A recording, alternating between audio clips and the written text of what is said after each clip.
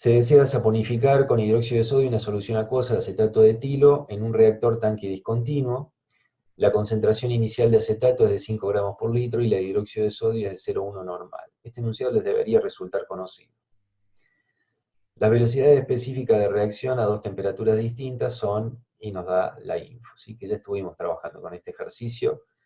Fíjense que nos da la constante cinética, la ley de velocidad, perdón, la velocidad específica de reacción a 60 y a 25, mientras que nos pide la operación a 40.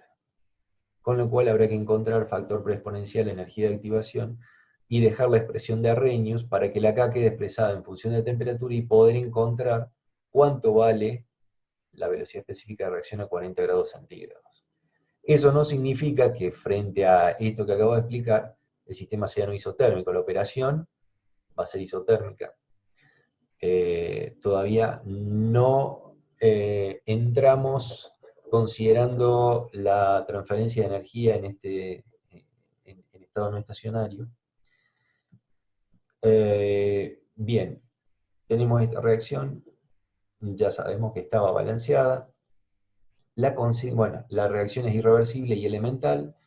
La consigna A es: determina el tiempo requerido para saponificar el 95% del éster a 40 grados centígrados. Arranquemos por ese inciso. Algo que les quiero comentar, ¿sí? Inciso A: determina el tiempo requerido para saponificar el 95%. ¿Sí? Pregunta: ¿qué volumen tiene el reactor? Yo pregunto, no el enunciado. ¿Qué volumen? Ustedes lo ven al volumen de reacción. ¿Sí? ¿Qué volumen tiene ese batch? Fíjense que no está expresado en ninguna parte. Y esta es la clave para entender el desarrollo de reactores batch.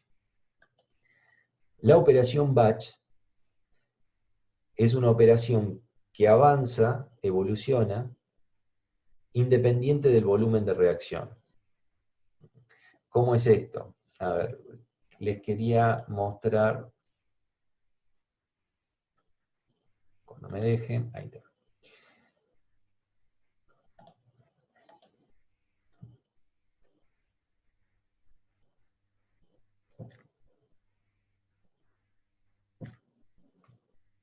Bien, en esta ecuación de balance mol, ecuación general de balance de moles, si es un reactor batch, no tiene entrada, no tiene término de salida, solo término de reacción química. ¿Sí? Lo que yo acabo de decir es que la evolución de la reacción química en un sistema batch por lote no está marcada por el volumen de reacción, no está dominada por el volumen de reacción. Ustedes me dirán, pero si el volumen de reacción aparece en el término, correcto, ¿sí? Aparece, está, ¿sí? Ahora, la evolución de los números de moles con respecto al tiempo no dependen del volumen de reacción, sino del tiempo. En todas las operaciones de estado no estacionario, pero aquí queda como más reflejado de alguna manera, la dependencia de la variación de los números de moles con respecto al tiempo. Y el volumen que estamos proponiendo para la operación no interesa. A ver, no interesa. Entre comillas lo digo, el no interesa, porque sí, obviamente que interesa el volumen de reacción, pero lo que significa, lo que estoy tratando de decir, es que un sistema batch, hagamos un ejercicio de imaginación. Tengo dos reactores, uno de 10 litros y uno de 100 litros. ¿Sí? Las condiciones en uno y en otro son similares, son iguales. Es decir, la carga inicial de reactivo, la temperatura, la presión, etc. ¿Sí? En ambos reactores es la misma. ¿Sí? Entonces, la evolución de la reacción química con respecto al tiempo, tanto en el reactor de 10 litros como en el de 100, va a evolucionar de la misma manera. Entonces, desde el instante cero, evoluciona la reacción. A los 10 minutos, tomo una muestra en el reactor de 10 litros y de 100 litros, la analizo y debería encontrar la misma proporción de componentes en ese tiempo. Es clave que entendamos esto.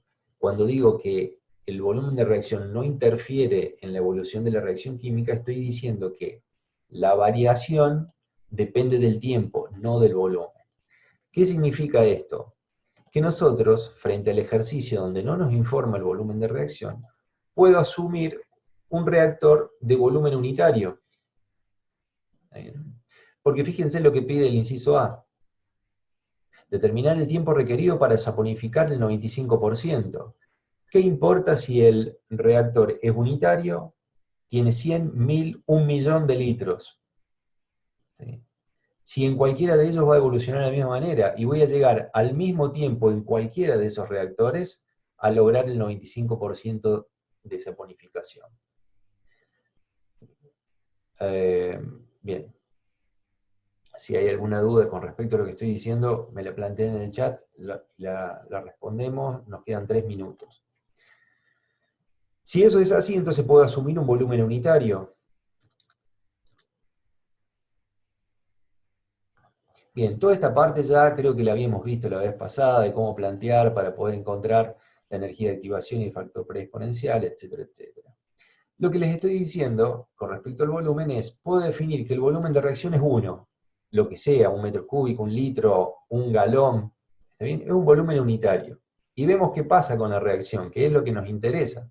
Después analizaremos el impacto que tiene ese volumen en la producción de ese batch, pero eso es otro tema. Para la resolución del sistema de ecuaciones que responde a una operación batch, no es necesario conocer un volumen determinado. Lo adopto como 1 y el cálculo funciona igual. Bien, como es estado no estacionario, debemos plantear, fíjense cómo está planteada la ecuación genérica, debemos utilizar número de moles. Ya flujo, recuerden que omitimos usar flujos. Entonces, los valores iniciales, en realidad antes no los quiero, me adelanto un poco.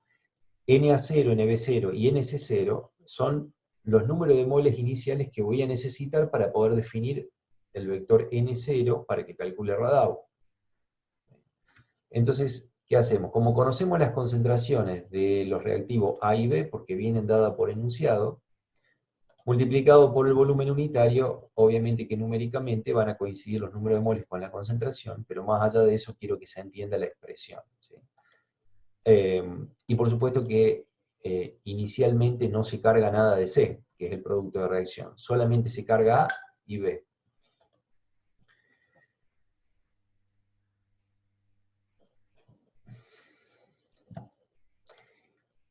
La concentración, ¿sí? Este sistema es líquido, ¿sí? Y lo que hemos propuesto, más allá del volumen geométrico que tenga el reactor puede tener 10 litros. Yo estoy considerando que el volumen de reacción de ese volumen de los 10 litros, 1 litro solamente voy a utilizar como sistema de reacción. De alguna manera tengo un recipiente de 10 litros y lo lleno solo a 1 litro. ¿Sí? Entonces, la concentración queda solamente como una función de N sub I, ¿sí? Definida como N sub I sobre volumen de reacción, que es el volumen unitario. Sin embargo, ojo con esto, no quiero que ustedes arranquen de esta expresión, que ya es la expresión simplificada. Vuelvo a reiterar, antes que se corte, que ya se nos va el tiempo, la expresión de la concentración siempre tómenla como la fracción molar por 1 sobre volumen molar de mezcla, y después analizamos qué es la fracción molar, o cómo, en términos de qué variables debo expresarla, y qué es, o cómo puedo expresar ese volumen molar. Y vamos a llegar a la conclusión de esta expresión para las concentraciones. Pero esto es, el volumen de reacción es una consecuencia.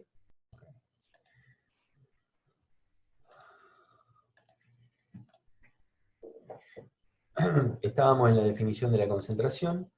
Nuevamente, sí, ya hicimos el desarrollo ayer incluso de cómo llegábamos a esta expresión a partir del planteo genérico que utilizamos para la concentración de fracción molar por 1 sobre volumen molar. ¿Sí? Trabajando el volumen molar de mezcla, cómo llegábamos a este cociente.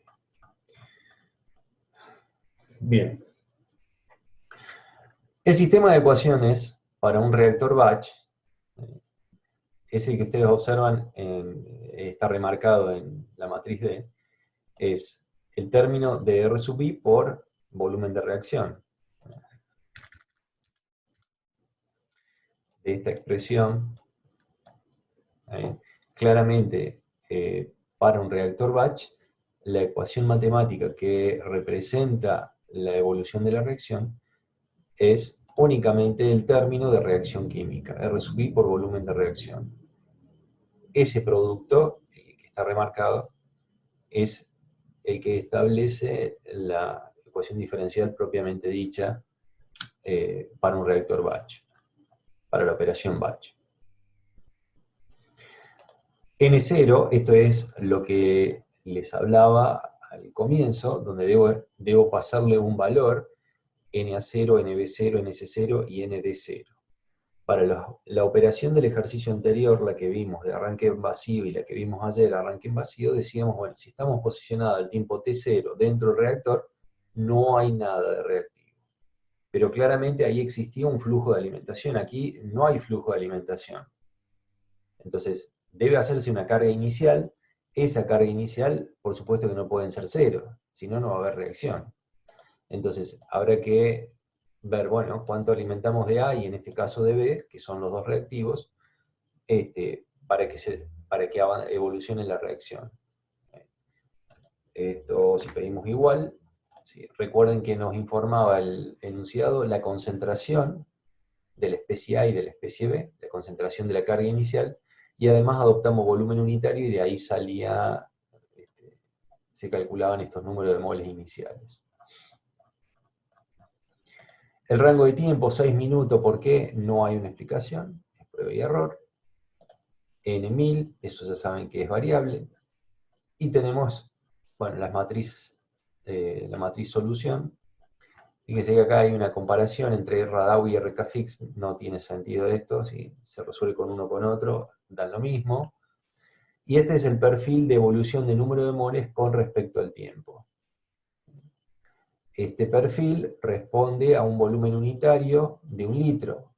El mismo perfil con respecto al tiempo, o sea, los 6 minutos, para cualquier reactor de cualquier volumen, mientras sea operación batch, va a responder de la misma manera. Y la pregunta era la conversión, el tiempo que demandaba en lograr una conversión del 95%, graficamos el perfil de conversión. Fíjense aquí cómo está definida conversión, ¿no? O sea, venimos acostumbrados a utilizar flujos, se puede plantear la conversión expresada en número de moles, y también en concentraciones. En cualquiera de ellas son expresiones equivalentes. Entonces, los números de moles iniciales que he cargado de la especie A, menos los números de moles finales, eso sería el número de mol, el número de mol de la especie A existente al tiempo T.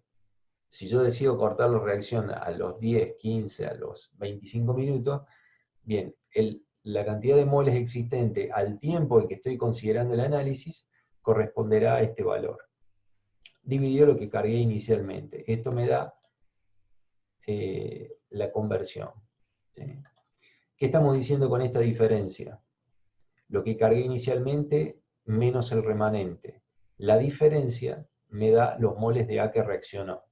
Entonces, los moles de A que reaccionó sobre los moles alimentados inicialmente, esa es la definición de conversión en función del número de moles. Para lograr el 95% de conversión, aparentemente, de acuerdo a esto, es necesario 3.222 minutos para lograr la conversión deseada, que es el inciso A.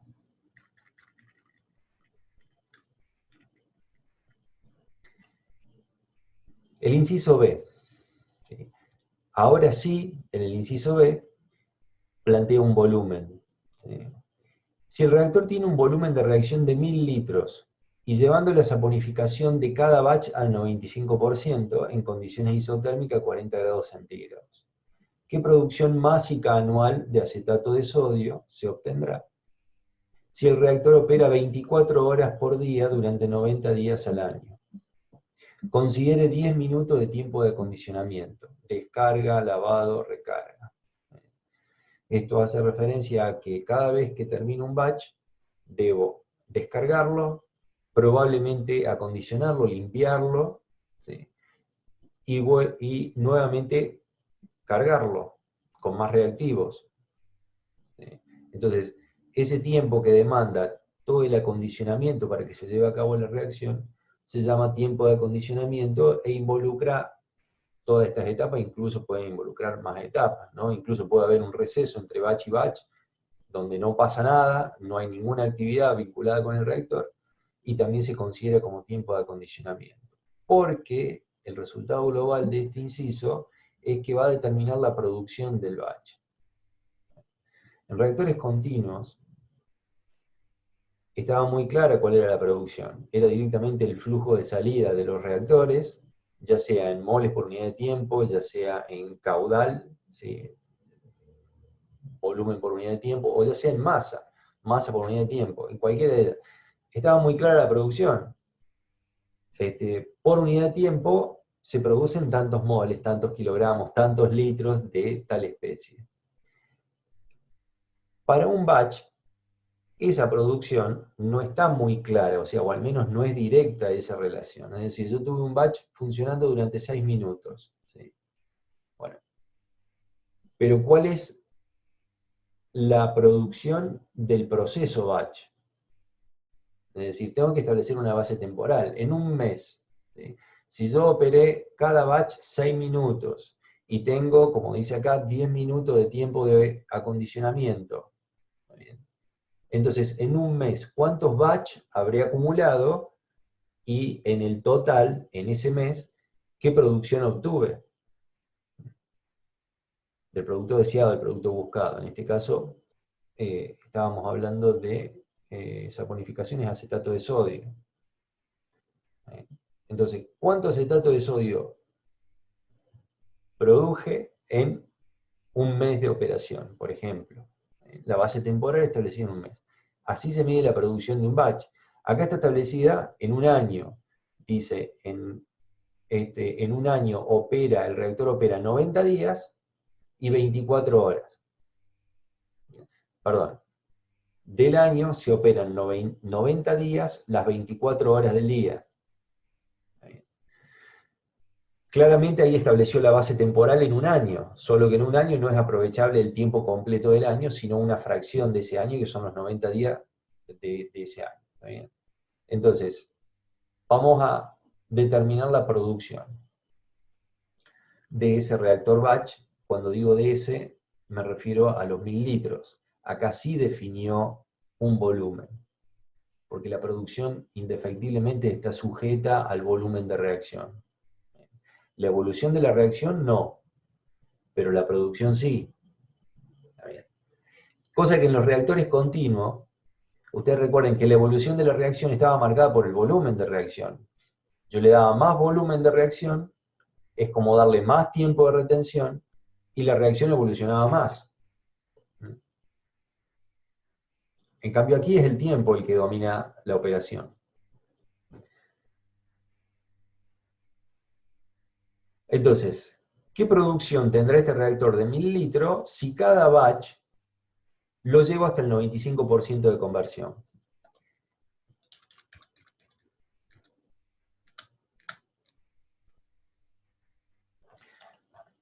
El cálculo es exactamente el que vimos para el inciso A. Yo debo lograr el perfil de conversión hasta el 95%. El tiempo de reacción necesario para lograr el 95% de conversión es 3.222 minutos. Sin embargo, este perfil responde a un volumen unitario. ¿Sí? Para el volumen de 1000 litros, dijimos que es exactamente el mismo perfil. Significa que para esos 1000 litros, en 3.222 minutos de reacción, voy a lograr el 95% de conversión. Ahora, la información que yo necesito para calcular la producción de ese reactor de 1000 litros, necesito el perfil de concentraciones. Y voy a decir, como sé que a 3.222 minutos logro el 95% de conversión, ¿qué concentración de la especie producto voy a tener a ese tiempo en donde se logró el 95%? Entonces, ingreso en el perfil de concentraciones, ingreso con el tiempo 3.222, voy a la curva que representa la evolución de productos, en este caso es coincidente, tanto para C y D,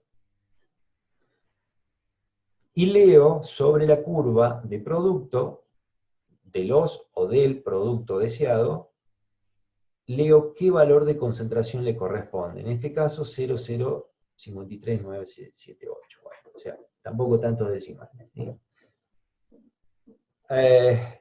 Entonces, esta concentración corresponde a la concentración de producto que voy a obtener en el reactor batch de 1000 litros, de 1 litro, de 100, de 250, de cualquier volumen de reacción. Yo sé que a los 3.222 minutos voy a tener esa concentración de producto.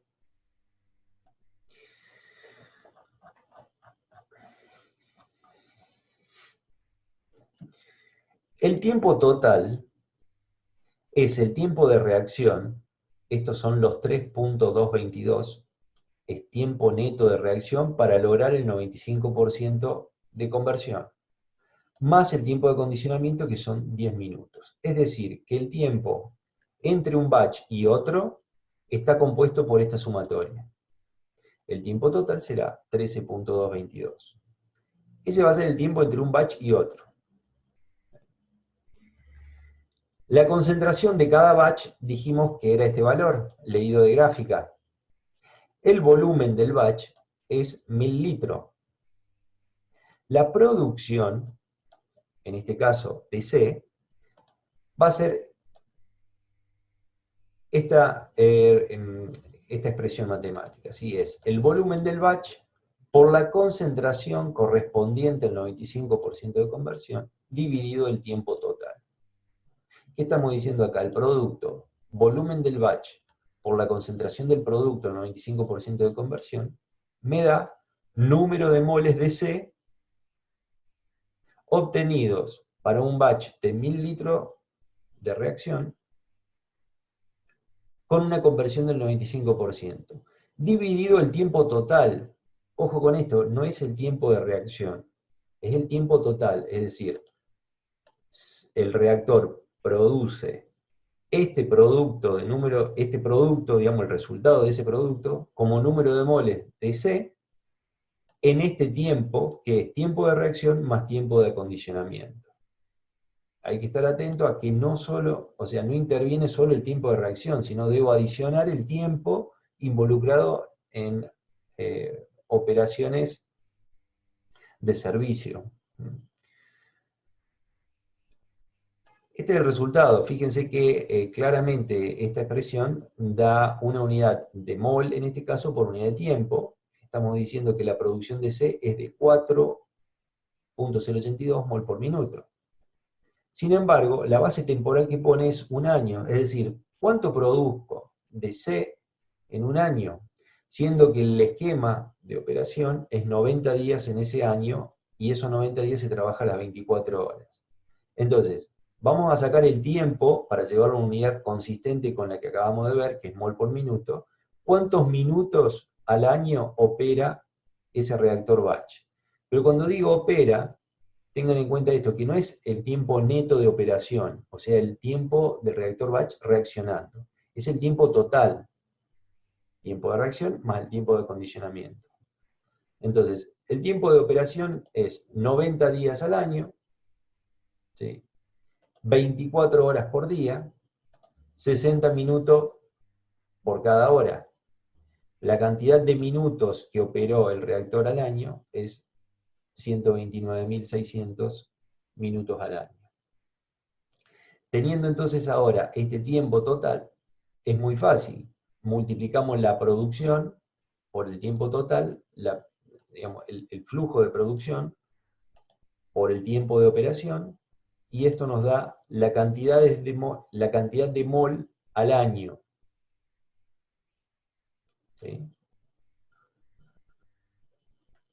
Bueno, y luego por el peso molecular, etcétera, porque pedía, digamos, la producción másica, bueno, con el peso molecular lo llevamos a kilogramos por año. Entonces, conclusión, si cada reactor batch lo voy a llevar hasta el 95% de conversión, con lo cual tiene un tiempo asociado para que la reacción logre el 95%, y a eso le sumo el tiempo de acondicionamiento, ¿sí?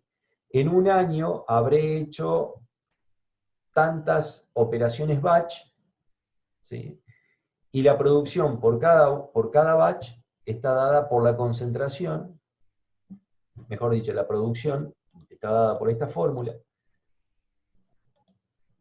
pero lo que les quería comentar es la concentración del producto logrado para cada batch al 95% de conversión es la que termina decidiendo de alguna manera la producción que voy a tener para cada batch y después llevado a una base temporal anual, que tendré que acomodar, porque digamos, o sea, acá estoy diciendo moles por minuto y acá estoy diciendo mol por año, y acá estoy diciendo kilogramos por año. Solo que tengo que llevarlo a unidades compatibles, consistentes, entonces llevo cuántos minutos al año estuvo operando ese reactor, y de ahí saco cuántos moles o kilogramos de producto se obtuvo en ese año. Para cerrar este ejercicio, ¿sí? Si nos preguntan cuál es la producción de un reactor batch, no hay que enredarse con esa pregunta. Se resuelve un reactor batch de volumen unitario. Me olvido del volumen que tiene el volumen propuesto de ese reactor. Porque fíjense que este resultado, el que está señalado en verde, resulta de haber hecho todo el desarrollo con el volumen unitario. Fíjense que esto es lo que mostré anteriormente. Aquí el volumen es unitario. Todo lo que necesité fue el tiempo para lograr el 95% de conversión y la concentración que corresponde a ese tiempo. Y ya esos datos fueron suficientes para poder resolver la producción. ¿Qué otros datos necesité? El volumen de producción, el volumen del reactor, perdón, y la base temporal, por año. Podría haber reportado esto, ¿no? Mol por minuto, esa es la producción. Lo que quiero decir que esto es equivalente a esto, pero en otra base temporal.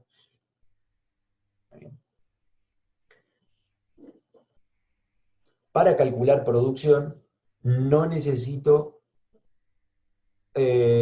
a ver, voy de nuevo. El sistema de ecuaciones diferenciales para poder resolver esta situación se resolvió sin tener en cuenta el volumen de reacción. Para la producción sí intervino el volumen de reacción. Si acá le hubiera puesto un cero más, o sea, estamos hablando de un batch de 10.000 litros, claramente la producción hubiera aumentado. Entonces, en conclusión, la producción está sujeta al volumen del batch que proponga, pero la evolución de la reacción no depende del volumen, sino del tiempo.